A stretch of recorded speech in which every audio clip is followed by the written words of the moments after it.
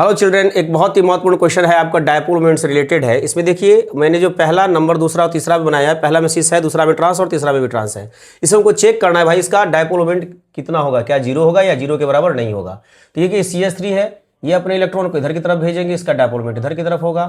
Cl जो है ये खींचेगा, इसका डायपोल मोमेंट इधर की तरफ होगा। और कार्बन हाइड्रोजन में ये हाइड्रोजन भी खींचेंगे, इधर की तरफ होगा। और क्लोरीन जो है इसको इधर की तरफ खींचेंगे, इसका डायपोल मोमेंट इधर की तरफ होगा। बातें समझ में आ रही कि नहीं आ रही है? तो ध्यान से देखना है कि ये दोनों जो है सेम डायरेक्शन में है, ये भी आपका सेम डायरेक्शन में है। मतलब इसका कभी भी जो नेट निकालेंगे हम लोग, तो नेट आपका कभी भी जीरो के बराबर नहीं आएगा। मतलब unit is equal to not zero होगा। मतलब ये आपका पोलर मॉलिक्यूल होगा, ये पोलर हो जाएगा। उसी केस को यहां अगर देखेंगे तो ये रिलीज कर रहा है, थोड़ा ध्यान से समझना है। ये भी आपको रिलीज करेगा इलेक्ट्रॉन इधर की तरफ, डायपोल मोमेंट इधर हो जाएगा। ये खींचेंगे, इसका डायपोल मोमेंट इधर की तरफ हो जाएगा।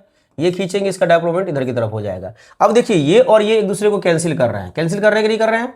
लेकिन ये एक दूसरे को कैंसिल नहीं करेंगे, क्योंकि इसमें CH3 की वजह से डायपोल मोमेंट क्रिएट हो रहा है और इसमें हाइड्रोजन की वजह से डायपोल मोमेंट क्रिएट हो रहा है। तो यहां पर भी एक दूसरे का अपोजिट है, लेकिन वो आपको कैंसिल नहीं करेंगे। मतलब ये इक्वल टू भी नॉट जीरो होगा। मतलब ये भी आपका जो है सो मतलब पोलर मोमेंट, पोलर मॉलिक्यूल हो जाएगा, क्योंकि इसका भी डायपोल मोमेंट जीरो के बराबर नहीं है।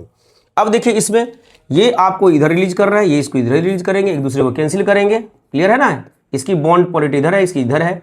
उसी तरह से कार्बन और क्लोरीन में, कार्बन इधर, क्लोरीन इधर की तरफ खींचेंगे, इसकी बॉन्ड पोलरिटी इधर हो जाएगी। ये इसको इसी खींचेंगे, इसकी बॉन्ड पोलरिटी इधर आ जाएगी। दैट मीन्स ये एक दूसरे को कैंसिल करेंगे।